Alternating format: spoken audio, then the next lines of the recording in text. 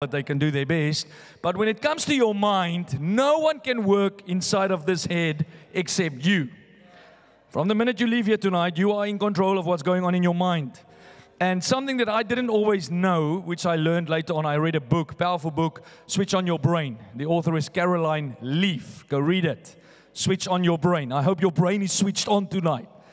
Because sometimes you see the eyes are on, but there's no one home. Amen, Pastor. What did I just say? Say it again. Because you can teach yourself to do things without thinking. I said this morning there in Glasgow that we as people have the ability to time travel. Because you can be at the end of the year already. Some of you can be already thinking about that holiday that you're going on in June. Or you can be thinking about that divorce that potentially could happen, or how you're going to lose that job, and you're not present in the room. So we need to teach our minds to stay present, and we want to switch on our brain. Because your brain is a very powerful tool. God gave it to you. And even though we only use, I think scientists will tell you, you use between 3 and 8% of your brain. You don't use 100%. Nobody uses 100% of their brain's potential. Your brain is extremely powerful, and your brain is the faculty where thoughts gets processed. Your brain is also the faculty where you digest what God is telling you. God might stir something in your heart, but eventually it's your mind that needs to get understanding. Think about even praying in tongues. The Bible says when you pray in tongues, your mind is unfruitful. Your spirit is tapping into your most holy form of prayer, but your mind doesn't comprehend what you are praying. So now the mind has to play its part to bring understanding to that what your spirit man is busy doing. Are you there? So your mind is very important in this race. And I read in this book, which I didn't know, that I never thought like this. I mean, we all know this, but your mind doesn't think like this. That your mind has two qualities. It's got the spiritual and the physical. So on the physical side, your mind is the brain. That is the muscle that's, if I have to cut your skull open, sorry, but if we have to open up your skull, there's a physical part of your brain, which is your physical brain. But the physical brain hosts spiritual qualities. That's the thoughts that you think. Your thoughts are not physical, it's spiritual. We can't touch your thoughts. We can touch what you think by looking at your life. But no one touches your thoughts. A doctor can't go and touch your thoughts. They can touch your brain. But they can't decide how your thoughts are being processed. So the whole journey in renewing your mind is to teach your mind what to believe and what not to believe. What to agree with and not what to come in agreement with. Because everything in life that you come in agreement with will become your reality. That's why Satan's lies are so powerful. Because when you believe the lies of the enemy, you are coming in agreement with Satan and what he tells you about your life. When you read the Word of God and you identify with God's truth and you say, I don't believe the lie, you are coming in agreement with what God is saying, then that becomes your reality. Because God cannot live your life. God can only stir you. God can inspire you. God can equip you. But it's you that have to go and live your life outside. And if you want to live the life that God has for you, you have to learn to think the kinds of thoughts that God wants you to think. About morality, about relationships, about life is in general. You can't have this religious mindset. Like many people are religious. They're not spirit-filled, they're religious. And we're fighting that religious spirit here in Scotland because we don't want people in our church to be religious. We want you to be spiritual.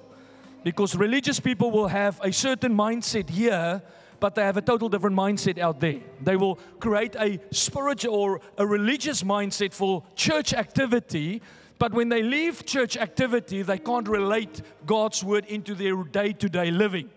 And that's religion. Religion is turning God on and off, turning God's word on and off. Relational, spiritual, is when God's word flows into every sector of your life. So none of you should come to church just to learn how to do it in these four walls. We want to learn here how to do it outside of the four walls and how to be outside of these four walls who Jesus has called us to be in the Bible. So your mind has to change. And that's what we spoke about 2 weeks ago, and we're going to continue on that tonight, the renewing of the mind.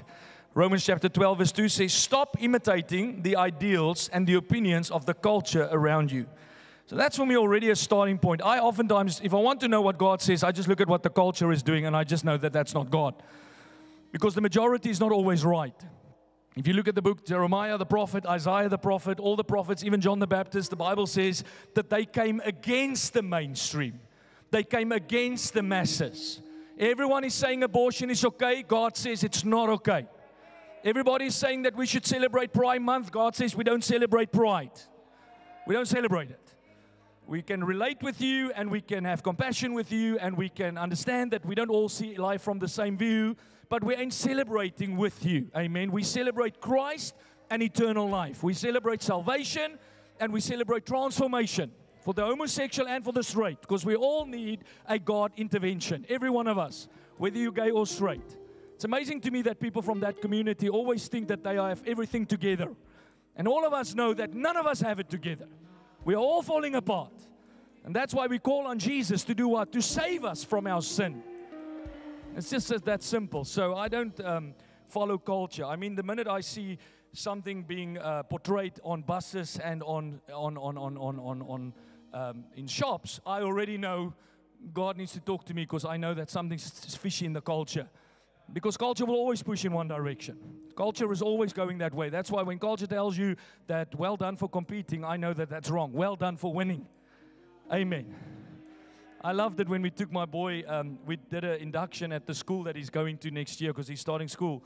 And while we were doing a walk around with some of the parents, one of the parents asked a question, and I loved it. She looked at the teacher. She said, "Can I ask you a question? What is your school policy on winning?" I'm like, I like that. Because I don't want my child to come into a school where everyone gets a prize because you live. Or thank you for showing up. You can fail all your subjects, but at least you tried to come to class. No. Why did you not succeed when you came to class? So culture is saying one thing, but the Word of God says something totally different. Culture says that it's okay to live in sin. We all sin. That's true. But the Bible says that God calls us out of that life of sin. So I know everyone is sinning, but we don't sin because we are born from the Spirit and the seed of Jesus Christ. The Bible says sin has lost all its power over our lives. We don't no longer walk in the futility of our minds. We now live according to the power of God that's inside of us as the church. It's not just a gathering of people singing songs. It is the saints, the house of the living God. The Bible says He is purifying His bride for the returning of the Messiah. I don't believe that. I know you don't believe that. That's why you need to change your mind, because your mind is not thinking the way God wants your mind to think. Because your mind has been corrupted by the system, corrupted by culture. Whenever you hear me say the system, I should actually just say Satan and his foes. Because there's demonic forces that's influencing our world, influencing governments, influencing education systems. I mean, there we had our neighbor in the previous, where my wife and I lived last year, and she posted this on her Facebook. We know them personally, so I picked up on the story and I asked her for more information. But what happened was, on the Monday morning, she dropped her son off at school. I think he's, what's Bruce now, 12? 12 or 11 or 12 years old. And when he walked into the school, now in my days, when we had a school day of visibility, let's say they brought the fire brigade, and they would put out all the fire brigade utensils and tools, and we would celebrate what the fireman does, or the police would come for a day, and there would be a table with police apparel and kit, and everyone will shake the hand of a police officer. Can you all remember those times? Now, this boy's 11, so he walks into school, and to celebrate the whatever they wanted to celebrate on that day, they decided to put a table full of dildos. And they made it multi-flavored sex lubricants, 11-year-olds. So you walk in, and on the side there's a table. Pick a condom of the flavor of your liking. Choose a dildo of the flavor of your liking. 11 years of age. Now, my concern is not what they do, because they have lost the plot totally. My concern is that most parents don't care.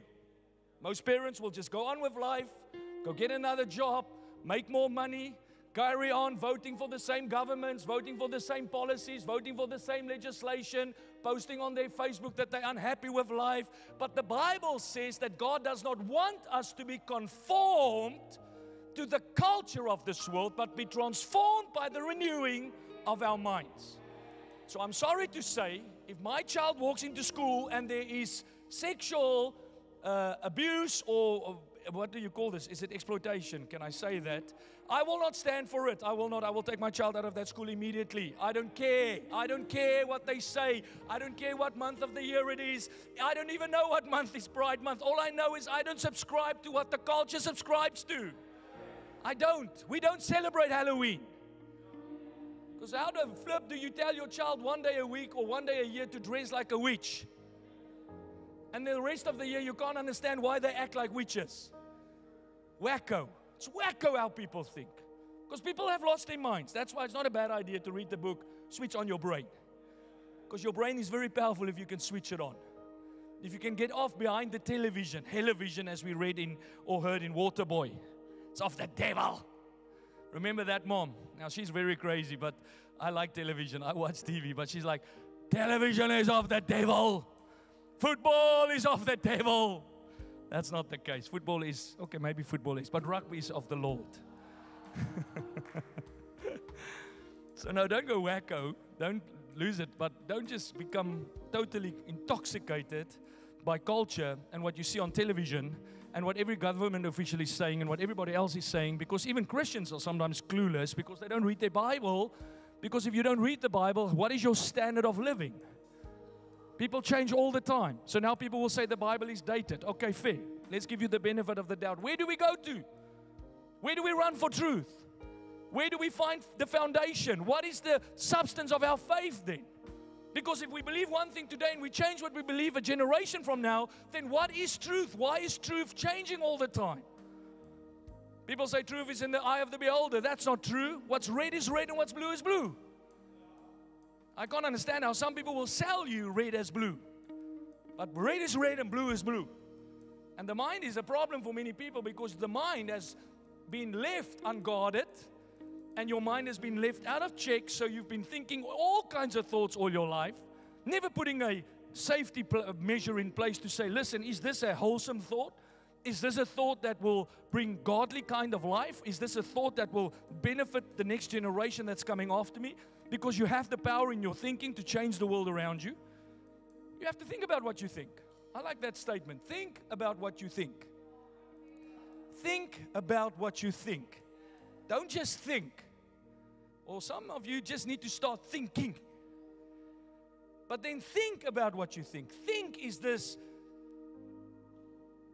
culture? Is this the mainstream flow? And for the Lord, listen, if somebody says something that's not a Christian and you relate with them but you don't relate with other Christians, you need a salvation check. It would be smart to check, am I saved? Because if every pastor in the world is telling you that there's a lie politically to get you inflamed and to get you divided, but the Lord your God says, every person says there's an agenda, but the two people that's running these causes that are not Christian, they don't search for God, they don't care about God, is telling you, no, we want you to fight against the black man, fight against the white man, and you side with them, you need a brain check. You need a brain check. Blows my mind. Blows my mind how some people think. And they don't even recognize that they're aligning themselves with the culture. You should never align yourself with the culture, never. If you want to do what the culture is doing, dress culturally. Don't dress like old people. That's also why the church became irrelevant, because the church dressed like people that is coming from the 1400s and it's unrelatable to people. So you can change there. If you want to be culturally relevant, get a new car, get a new hairstyle, because some of your hairstyles are old. Can we say that? Amen. Amen. Change is as good as a holiday. Some of you need a holiday, just go to the barber. Amen. 25 quid, you're going to feel like you had a good break. So there you can become culturally relevant. There you can relate with culture. But when it comes to your thought patterns should not have any alignment with culture. Your thought pattern should always be anchored in the Word of God and always be anchored in what the kingdom of heaven is proclaiming. Because the culture will sell you ice and tell you you need it when you don't need it. This abortion thing is a big example for me. I said to somebody last week that's going through their own sexual battles, I said to them, but you have to give the church the freedom to choose what we will believe. We can't be forced by the government to believe what they tell us to believe, which is what they're doing. That's why you have this hate-free, what do you call them, the what bill? The hate crime bill. where they are saying that you can't say certain things because if you say it, you can be accused of offensive tones and rhetoric that could be offensive to people. And I'm like, whatever. They say all these kind of things, although behind those doors, have you seen how those parents treat their children? I mean, I have people that swore at their kids, that say stuff to their kids that I wouldn't even say to people when I hated them in the world.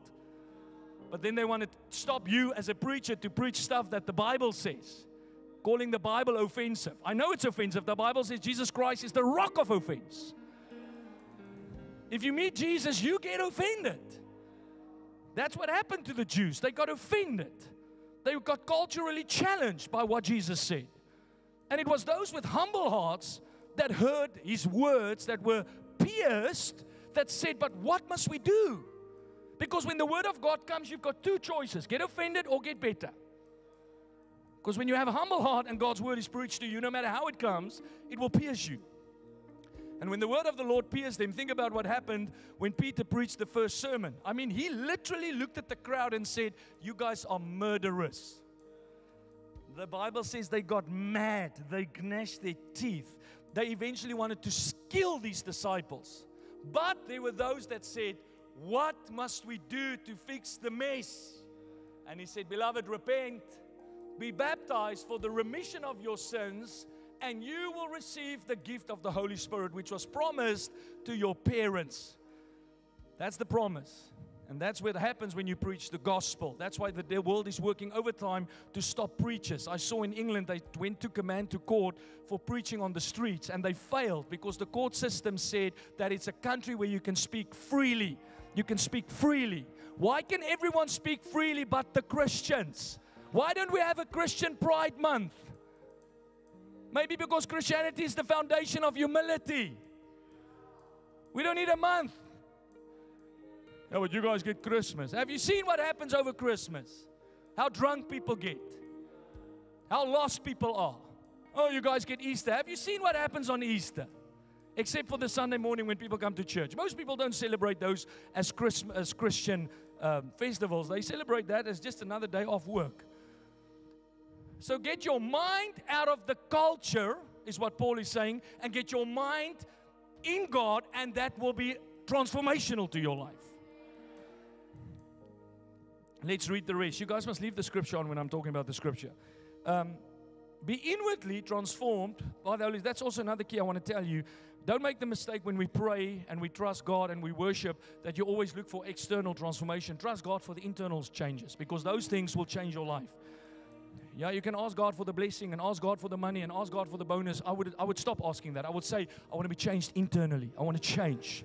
I want to change here. I want to change here. How I live life, how I make decisions, how I see things. I don't always just want stuff, God. I want to be internally transformed. I want your power to work in me, to generate this new life in me. Amen? So he goes on, he says, inwardly transformed by the Holy Spirit. Again, you can't talk about renewing of the mind if you've not received the Holy Spirit. Because there's no changing of the mind if you don't have the power to change your mind. And you can't have the power to change your mind in your own strength. You need the power of God working in you that will bring change to your mind. He goes on there, through a total reformation. Who wants a total reformation of how they think? Amen. Who doesn't want to keep on thinking like they're thinking? Amen. But you can have that by the working of the Holy Spirit. He says, this will empower you to discern God's will as you live a beautiful life, satisfying and pleasing in His eyes. In the New Living Translation, the same scripture says, don't copy the behavior and customs of the world, but let God transform you into a new person by changing the way you think. Then you will learn to know God's will for you, which is good and pleasing and perfect. There was a story once told of two 10-year-old boys that went to a psychological evaluation. Please listen. It's a story I want to share with you. Both the boys were referred to psychiatrists because of learning difficulties at school. As part of the assessment, I used the ink blot test. You guys remember or know about the ink blot test? Have you seen that? If you watch Armageddon, they always like, I see, what did that guy say? I mean, they all wacko, but it's that when they open the page and they show it, what do you see? I see a man with eyes. I see a man with 2 eyes. I see a man with 3 eyes. Because you see what's in your heart. You don't see what your eyes are telling you. Every one of us here sees differently. Life is not always what happens to you. Life is how you take what happens to you. So he used the ink blot test. As we all know, children or adults looking at the same ink blot, or for that matter, the seemingly same event, will see different things. For example, while both the boys saw a butterfly on the first card, one said it was a damaged butterfly with holes in it. While the other boy observed it, it was a young butterfly that was hurt while learning to fly. When I asked the first boy to expand on his response, he said, the butterfly was born that way, meaning it was born with the holes in it. I wondered if anyone could help the butterfly, even if it was born with holes, the boy answered. No, the butterfly is too damaged. No one can help it. I don't think it's unrealistic to assume that while this boy was overtly describing the butterfly, he was actually conveying feelings about himself, feeling permeated by a feeling of defectiveness and a loss of hope. In response to the similar question, the second boy said, the butterfly was hurt while learning to fly, but there is a doctor who can help it. The doctor can fix the butterfly's wings, and one day it will be able to fly. Obviously, this boy entertained hope for a more benign future, a view in striking contrast to the pessimistic perspective of the first boy. Two boys had no control over how life happened to them, were given the same test. The one saw a butterfly with holes in it. The second one saw a butterfly that was broken. The one said that this one is born that way, it can never change. And the other one said that this butterfly can get help from the doctor, because they had a total different mind view about what happened with this butterfly. You see, ultimately, you have a perception in life. You have an outlook on life which is not based upon what people around you are thinking. There can be two people sitting in this room right next to each other tonight. One person will hear my words and get motivated. The other person will feel like they want to lose the plot, get condemned. I've seen it. Jesus will preach. One man will receive the word of salvation. The other man will go and steal from the treasury. Why? Because of the internal conversations. What's going on in your mind? Oftentimes when I sit in my staff teams, or we sit in smaller teams, wherever we disciple people, we will say things. Many of it is thought-provoking. Most of the time thought-provoking, because we are a church that wants to challenge your thinking. We don't want to have comfortable conversations all the time and just keep on adding lies on top of lies so that you just feel safe here, but you never see the change that God can bring. We want to see the change. We want to see the shift in your life. So we have these conversations, and then it's simple to recognize who's got the right posture when you communicate, because one person leaves inspired, the other person leaves with a bee in his bonnet. And I have to say to you, if you're that person that leaves with a bee in your bonnet, you cannot receive what the Word of God wants to do for you. If you're a person that receives with great attitude the Word of God, that Word has the potential to mature in your life and to bring forth great increase in your life. I mean, you can study this right throughout the Scripture. Jesus would speak to the rich young ruler. Same thing as he said to Peter. Same thing he said to Matthias. I mean, to Matthew, Jesus said, a tax collector. Go watch the story Chosen. It's profound. The day that Matthew got called, he's a tax collector. He's busy collecting taxes. They depict it beautifully in the story. And when Jesus called him, he immediately leaves everything and he follows this unknown man that he's never met before as a tax collector. He leaves everything behind. He leaves his whole career, everything behind. Then Jesus has the same conversation with the rich young ruler, and the Bible says he walked away sad and sorrowful. Two total different experiences based upon the internal climate, the mindset. I'm sure the rich man ruler thought, yeah, but Jesus just wants to steal all my fun. He wants to take all my money. Where Matthew saw opportunity, this man saw oppression. Where Matthew saw a call into ministry, this man saw a call out of money. Mindset. How you see it in your mind. Every person in this room tonight has thoughts and patterns of thoughts that are shaped by the environment that developed you. For the first 16 to 20 years of your life, listen please, you were systematically programmed according to what your parents, religion, and friends thought about you. The first step to take when we talk about renewing the mind is to recognize what is going on inside. That's why we need to get you to think what you are thinking about. And please tonight, because I see it in some of your eyes, don't let your mind run ahead. Stay with me. Because you see some people, you say something and they're like, for about 15 minutes. I'm serious. Why? Because your mind is captivated in a place. And now you miss everything that Jesus wants to tell you to help you because you're fixated on this one thing that was said. Think about what you're thinking about. Teach your mind to live according to your dictates, not its own. You listen when I want you to listen, brain. Pinky and the brain. Pinky and the brain. Who saw that animation? One is a genius, the other's insane. I don't know why I always want to sing when I'm on stage. And the songs that I'm singing comes from university because I don't listen to this music. That shows you how music imparts on us. Because I've listened to these songs when I was at university and I remember this. This song I just sang, I saw the last time when I was probably 15. Pinky and the brain, Pinky and the brain. One is a genius, the other's insane. Music has a powerful effect on us. That's why you need to take care of what you listen to. That's another sermon. But you can't just listen to the junk you listen to and think you're going to live a great life. Music impresses upon us. And some of those lyrics are so strong that they stick with you till the day you leave this earth. So if you have your brain, you need to teach your brain how to stay under your control. That's why I don't just read magazines. I don't read this junk that people read. I don't. I used to.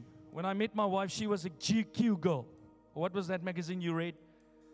Heat. Yeah, you know, it's almost like God blinded me to that side. And I was the same.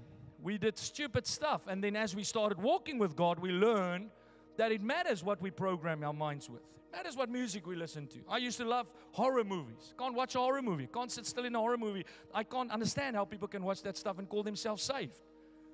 I have no problem to watch a good movie. I love watching movies. My staff knows. I watch a good movie. And some of them I'll watch 4 times a day. Like District 9.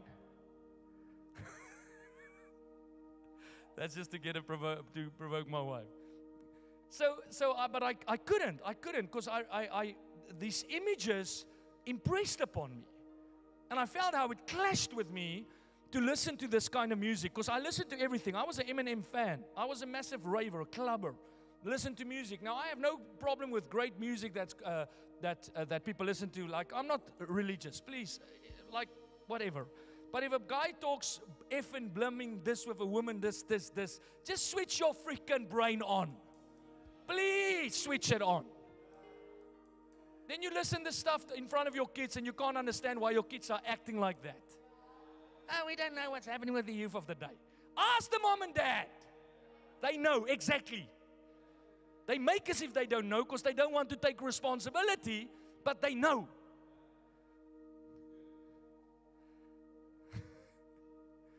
So I stopped listening to that music. We stopped reading The Heat.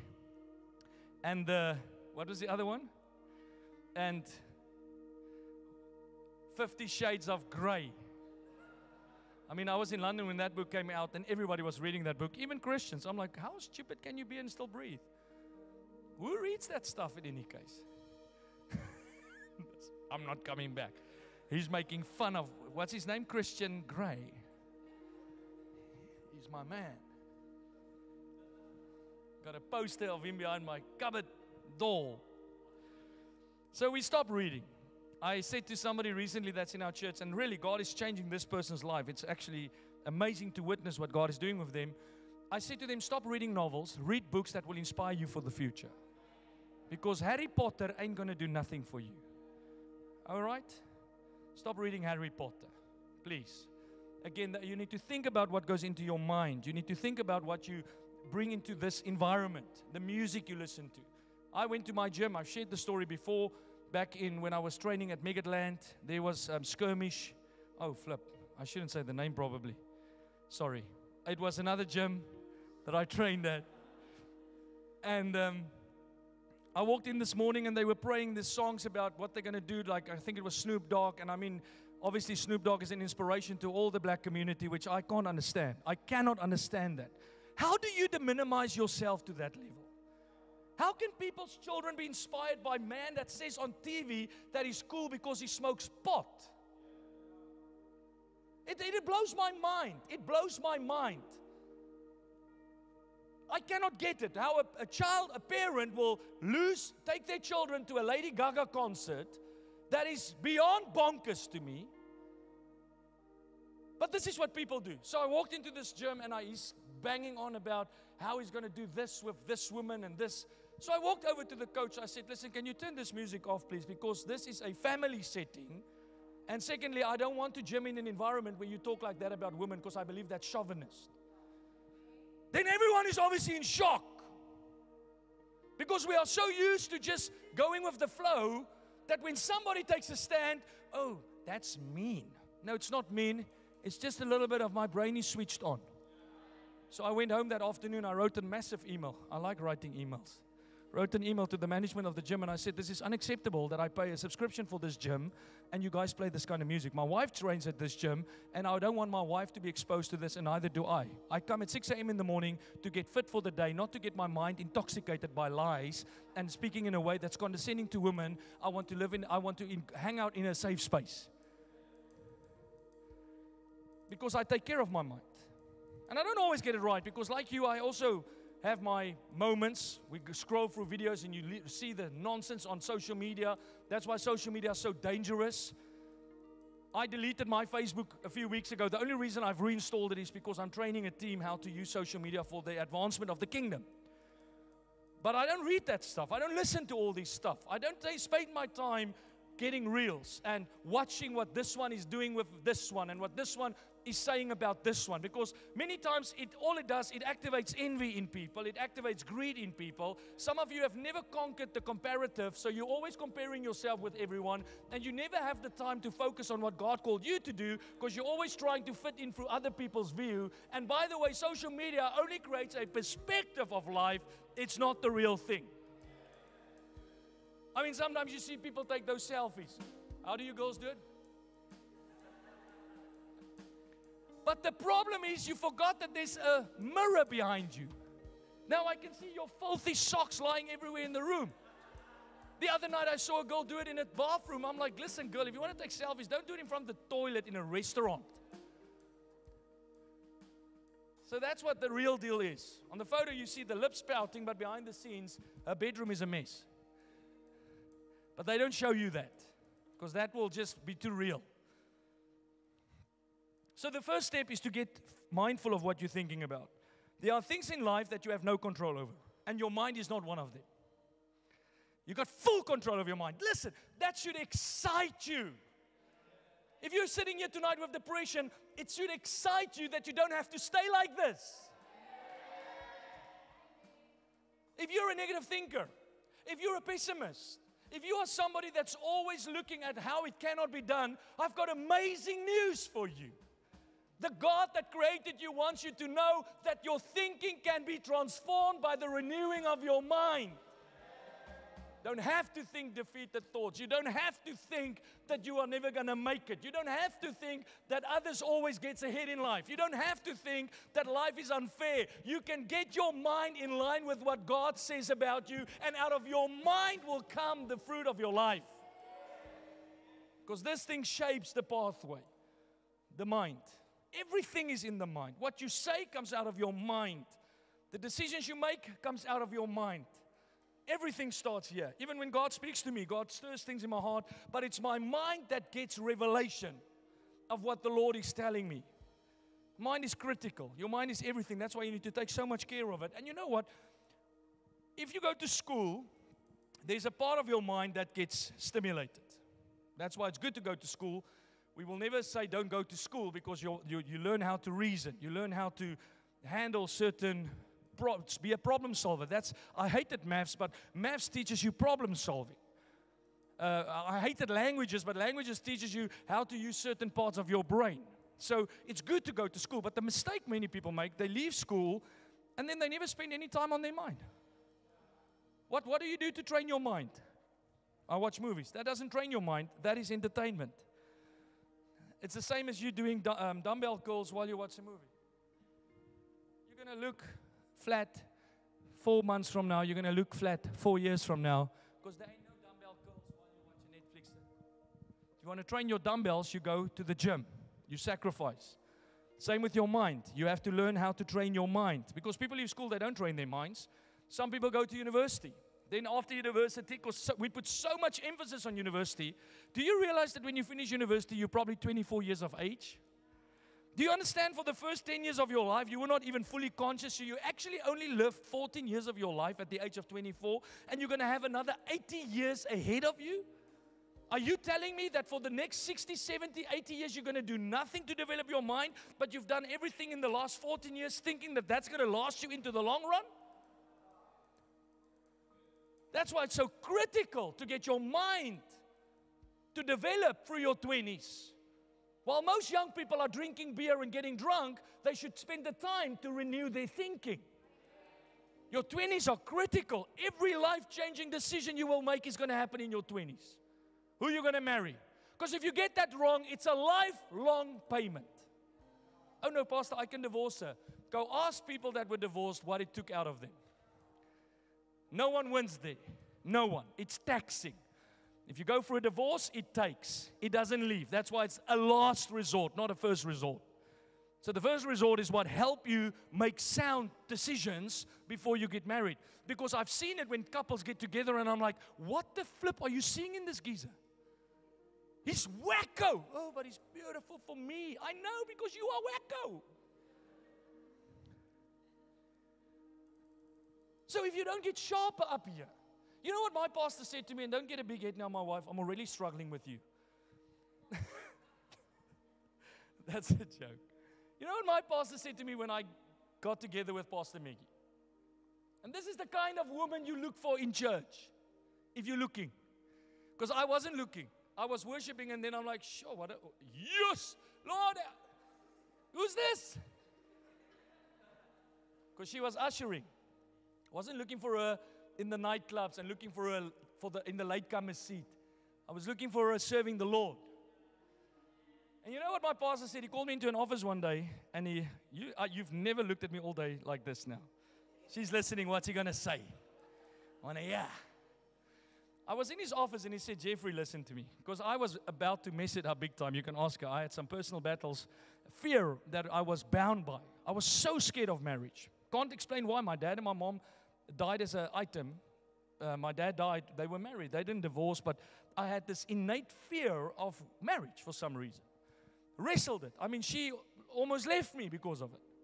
And the day I went to the pastor for counseling, he said to me, listen to me. You're about to mess up the best thing that could ever happen to you. There's not a woman like this in our church. Yeah. That's why I said she mustn't get a big head, because it's been a tough week already. Woman, thou art loose. So my point is, that is a life-changing decision if you have people that is trusted sources telling you, watch out. Why would you go on if your mind is not yet renewed? I was going to walk out because of wrong thoughts, but it was my pastor that kept me in. Many of you, or the people that we know, it's the pastor that's trying to get you out, but your mind is keeping you in because your mind is unregenerated. Same with your job. I'm trying to keep some of you at your jobs, but your mind is so over the place that you can't stay at that job because all you're looking for is money, money, money, not realizing that money is not your get out of jail card. Money is actually a problem to you if you don't have a good mind. It becomes a problem. Unhealthy thoughts is a problem when you get too much money. I saw this week again in an article in the Telegraph, I think it was the Telegraph, where a man that won the lotto 5 years ago spent £5 million on prostitution. Lost his wife. He spent over 1,000 pounds a night on prostitution and drugs. That's what happens with mindsets when you give them money that's unhealthy, that's not been renewed. When you give that money to a healthy mindset, they channel that money correctly. They serve with the money. They bless with the money. They take care with the money. You give it to an unhealthy mind, that money goes wasted. Church, there's things in your life you have no control over, and then there is your mind, which you have full control over. You can decide what your mind should meditate on. You can decide how long you will entertain the lies. That's a critical one. Some days we have lies that whispers at us, and you have triggers. Triggers. You go to work and you hear that the job you wanted was promised to you, but somebody else got it, and it triggers what in us? The victim. Now for days, you start thinking like, nobody cares about me. I don't even know what I'm doing here. Why would God do this to me? That is the lies that's now surfacing, which you have all the control over to take captive. That's why Scripture says, take every thought captive that exalts itself against the knowledge of Christ and bring it into obedience to the Lord.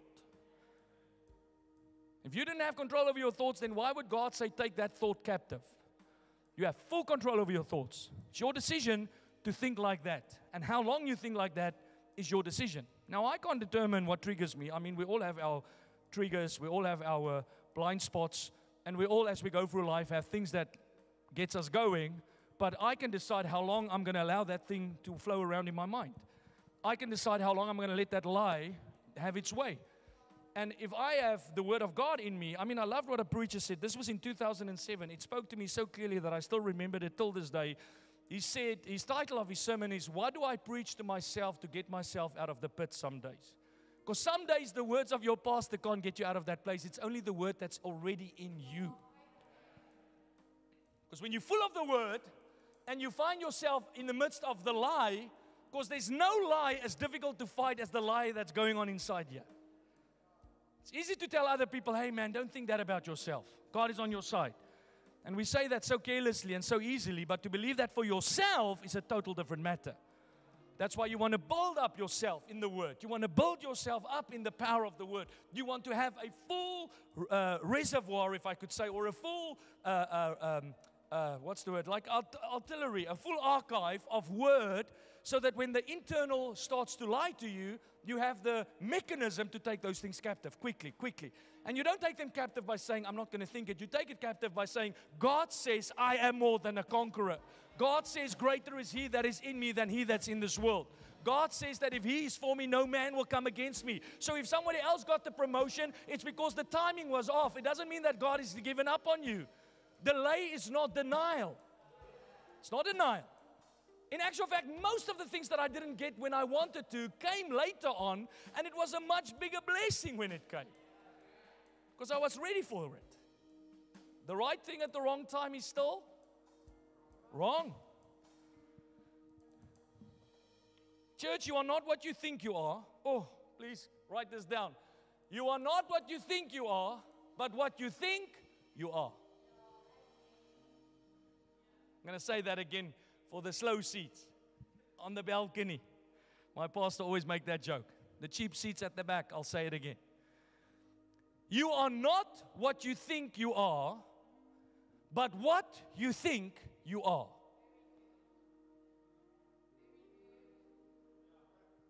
So if you have a defeated mind, you are wrong. You are not a defeated foe. The problem is you are a defeated foe because you think you're a defeated foe. Let's quickly watch the screen. For 1 minute, a clip that I want to show you before I continue.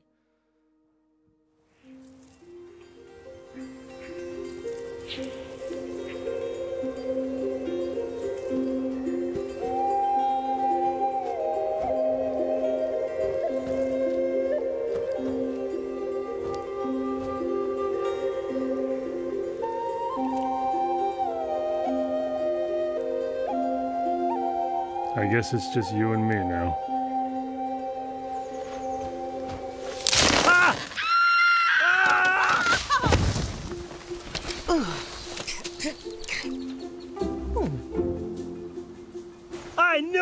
I knew I wasn't the only one. Me too. Everyone falls out of the tree every now and then. They just don't admit it. Wait, what? Some of us have a tough time holding on to branches. I mean, it's not like we're bats or something. We don't have wings to keep us up. And you were in the tree because... Oh, I was looking for my brothers. They are always getting into trouble. Brothers? You mean there's more? Sure. There's lots of us. Where? Everywhere. Under rocks and holes in the ground. Usually we come out at night so birds don't carry us off. Huh? Help! Help!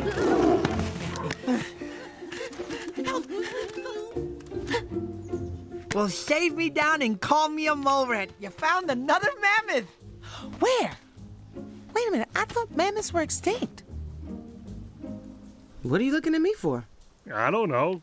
Maybe because you're a mammoth? Me? Don't be ridiculous. I'm not a mammoth, I'm a possum. Right, good one. I'm a newt. This is my friend the badger.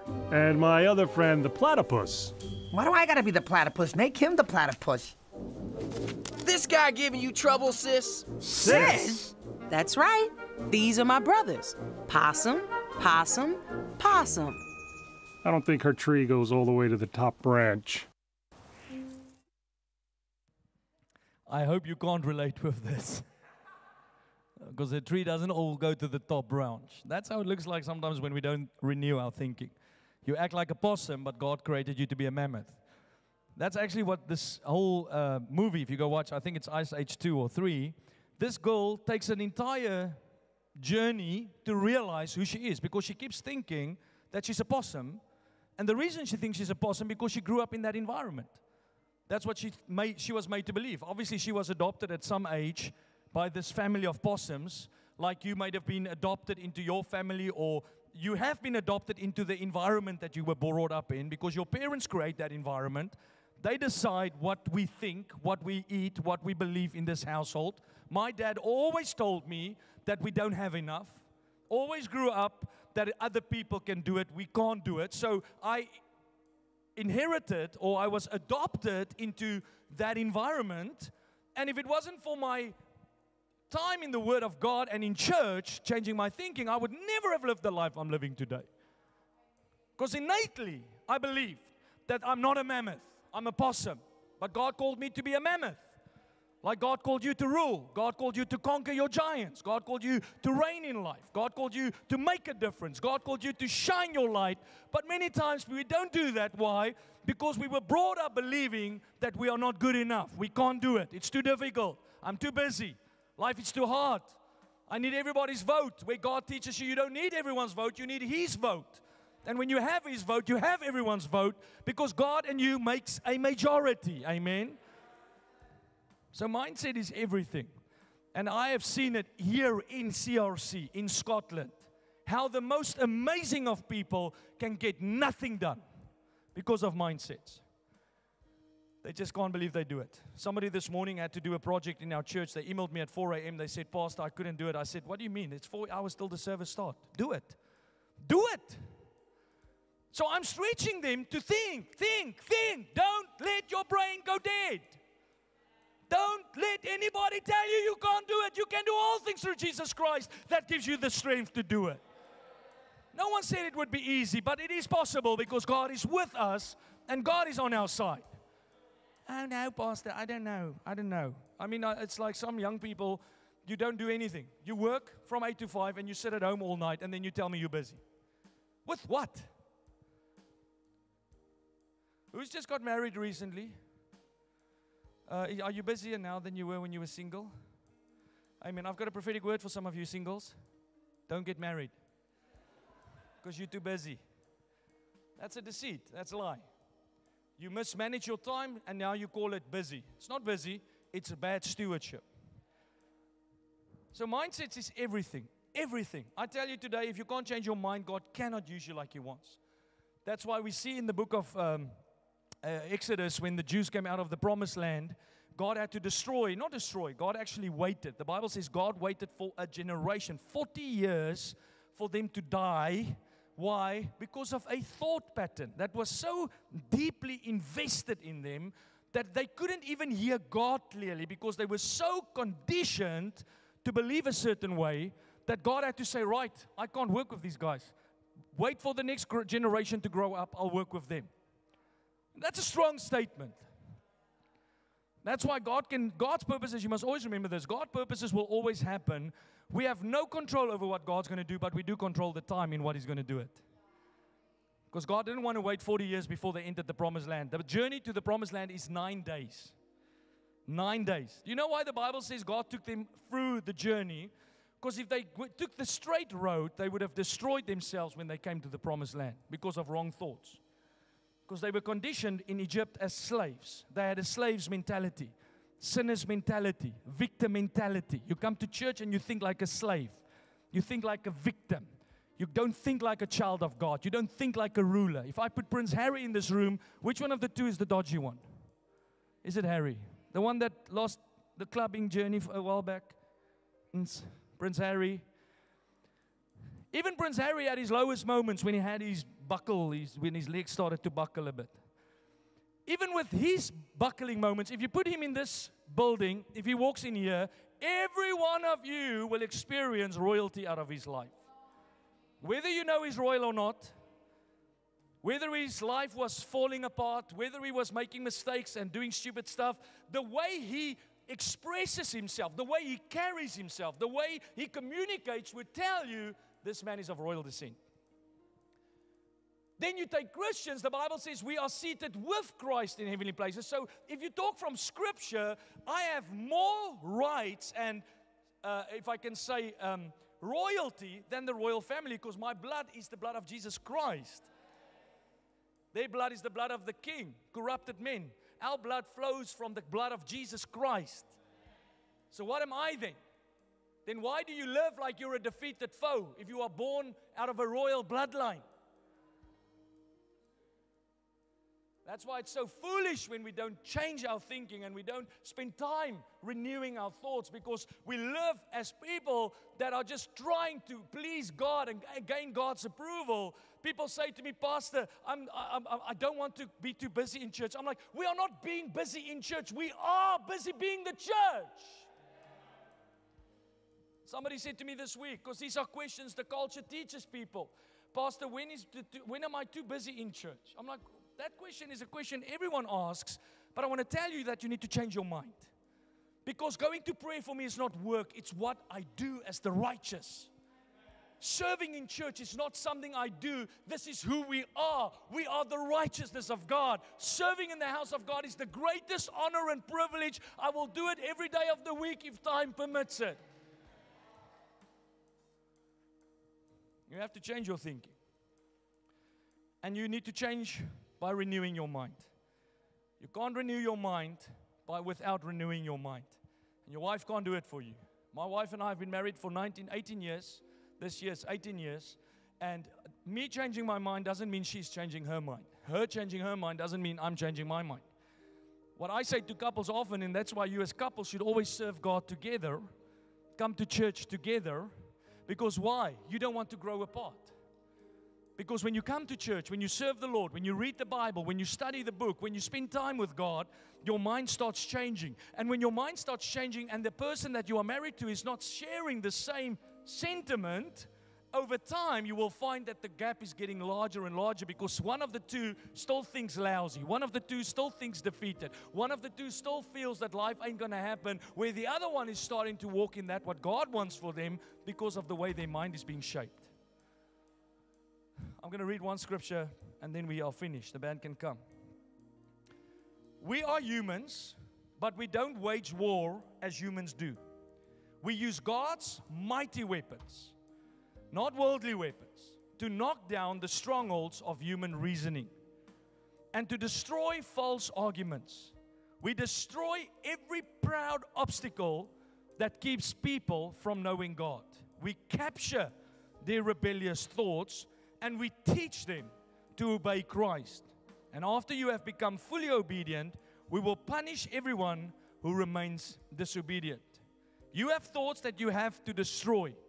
Human arguments, philosophies that needs to be knocked down. Every one of us in this room has philosophies that's been shaped in us that is not based upon God's view of life. You have to knock those philosophies down about wealth, about health, about relationships, about your service to God, about the way you walk and the way you talk, about who you spend your time with, because many of you hang out with people that you should not spend time with, because those people are not kind to your destiny, they are only kind to your pocket.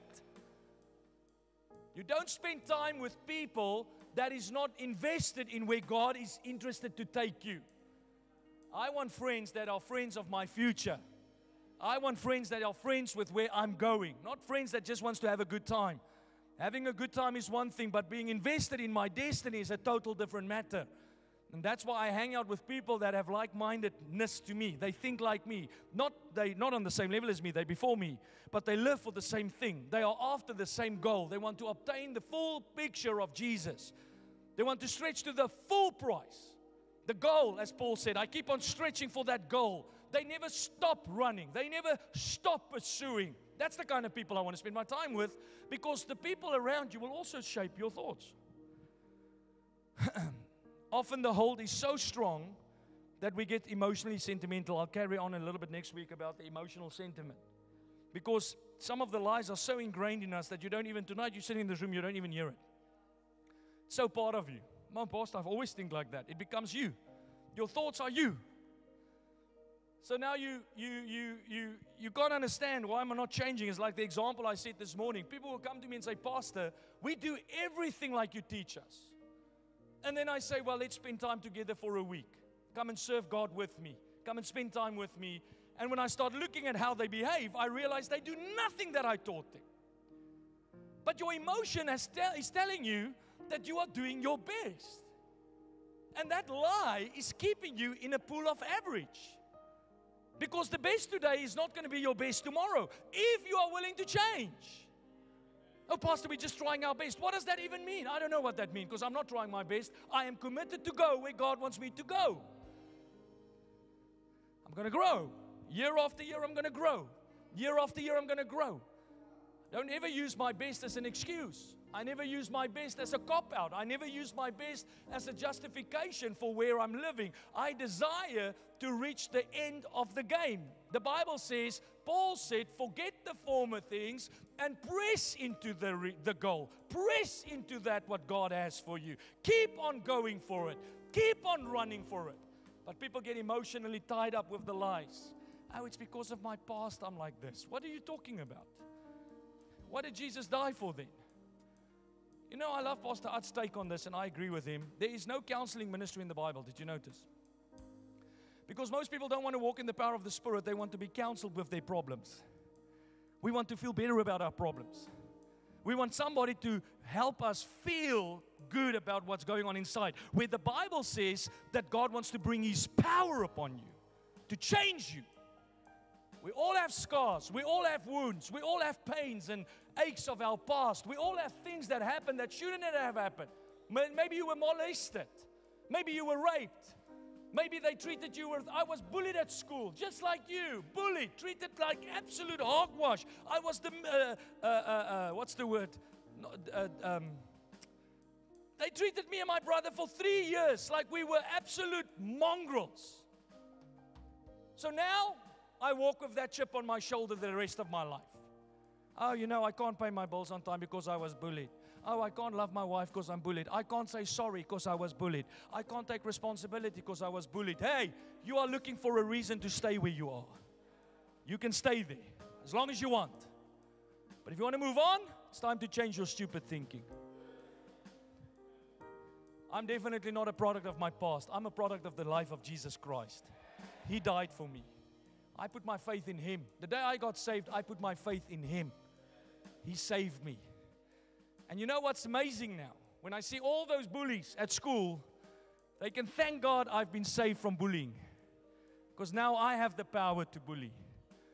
And that's the same with Joseph. Joseph had all the reason to talk about the way his brothers treated him. When he had the power, he could crush them. In a moment, he could destroy their lives, but because of the work that God did in him, he had compassion and grace. Because I want to say to you, if you're still living as a defeated foe, it's not your bully's problem. It's not what happened to you when you were young problem. It's the fact that you are okay with where you're at.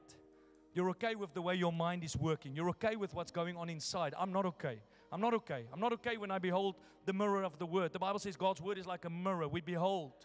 I'm not okay to see in the mirror that there's defects. I'm not okay to see that there's things out of order and just walk away, not change it. No, God, change me. I hunger for this. I take active, I'm to committed action to change, renew. Take that thought captive. Rebuke that thought. Meditate on the Word. Meditate on the power of the Word. Meditate upon what God says. Take time to get God's Word into my system. I listen to my own sermons. You know, I listen to my own sermons 2 times a week. Why? Because I like my preaching? No, I want to meditate on the Word. Get it into my system.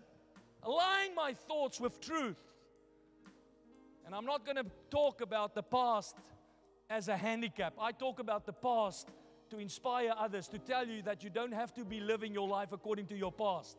You don't have to stay small because everyone at school called you small.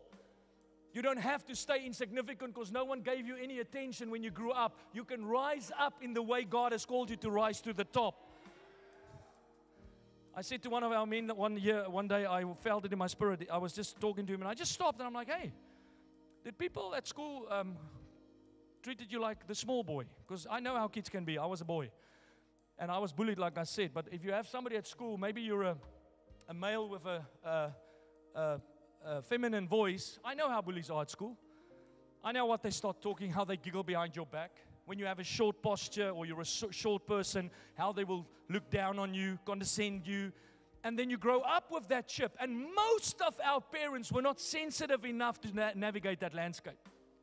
Most of our parents did not pick up on it. Because if my dad picked up on it, the nights that I was crying in bed, he would have spoken affirmation into my life.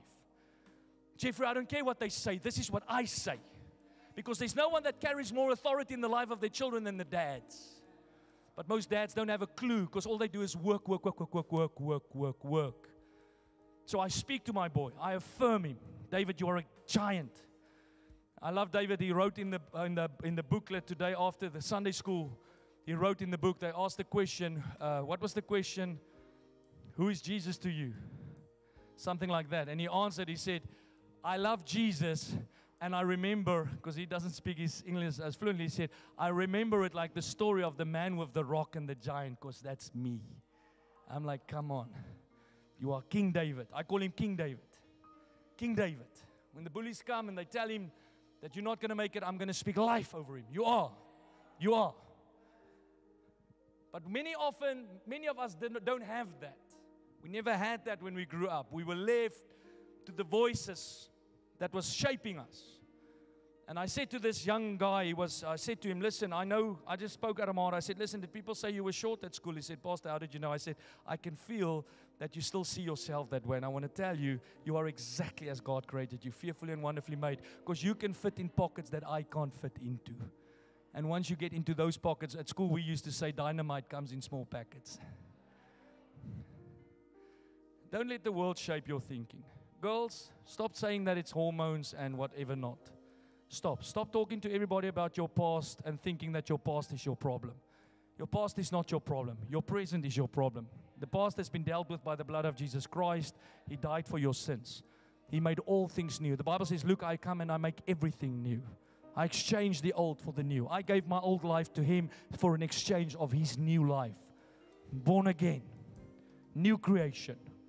I hail from the King. The Bible says you are fearfully and wonderfully made. Every thought about you was well thought through. God planned you. The world calls us evolution. The world calls us monkeys that started to walk. No wonder they act like a bunch of monkeys.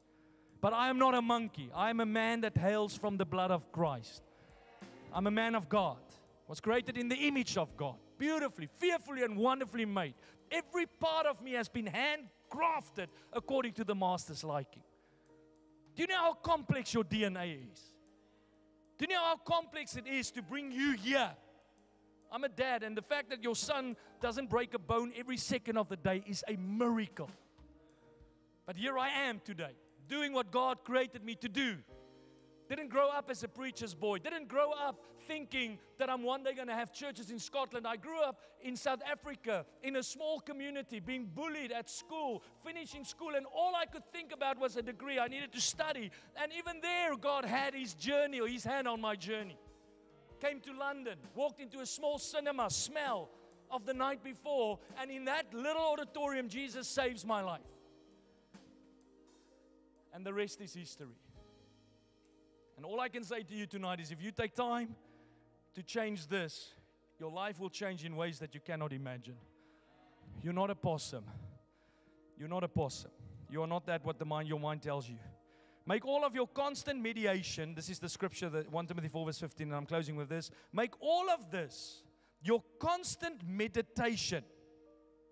And make it real with your life so everyone can see that you are moving forward. Where is I? No, that's the wrong one. Sorry, 2 Timothy 3 verse 16 is what I want to read. All scripture is inspired by God and is useful to teach us what is true. Pastor, how do I know what is true? The scriptures. And to make us realize what is wrong with our lives. So you can't read the Bible and still side with what your mind is saying if your mind is not saying what the scriptures are saying. Because then you are selling yourself out to the lie. It corrects us when we are wrong, and it teaches us to do what is right. Paul said to Timothy, meditate on the word. Study the word. Digest the word. Get the word into your mind. Change your thinking. Stop with your lousy excuses. Stop with that mindset of defeat. Stop talking like somebody that's still living in a world. Talk like a man that's been saved by the blood of Jesus Christ. Beloved, I pray that you will not be compromised by the culture, but that you will be transformed by thinking and changing the way you think. Stop with the stupid thinking. Get your mind in line. Get your mind in order. Get your mind in line with the word. So that you can prove. You can prove. I don't have to prove it for you. You can prove it yourself. What is the good, pleasing, and acceptable will of God? The perfect will of God. Amen. Amen.